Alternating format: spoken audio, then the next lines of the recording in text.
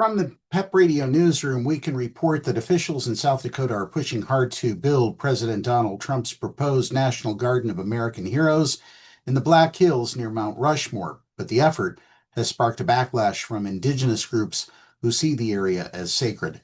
A mining company has offered to donate 40 acres, less than a mile from Mount Rushmore, where massive sculptures of four of the nation's most prominent presidents are carved out of granite.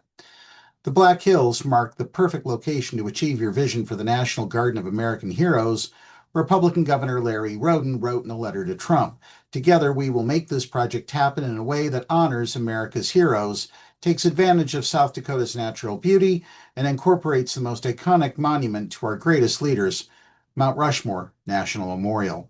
But the Black Hills have long been the subject of disputes between South Dakota and its tribes. The 1868 Treaty of Fort Laramie recognized that the Black Hills belonged to the Sioux people, but the U.S. government seized the land less than a decade later to mine for gold. A 1980 U.S. Supreme Court decision found that the U.S. violated the treaty, but the tribes refused the $1.3 billion in compensation they were offered and maintained their rights to the land. The mining company Pete Lean & Sons also has had conflicts with Indigenous groups in the area, most recently because of an exploratory drilling project for graphite near the sacred Lakota site of Pe-Sla. The company also is working with theme park designer Storyland Studios to build an attraction in the Black Hills opposed by some Indigenous groups. It's absurd for Storyland Studios and Governor Roden to claim they care about preserving history while they watch Lean & Sons attempt to destroy Pe-Sla and do nothing, said Taylor Gunhammer, an organizer with the Indigenous advocacy group NDN Collective. They are the ones erasing and paving over history, not preserving it, Gunhammer said.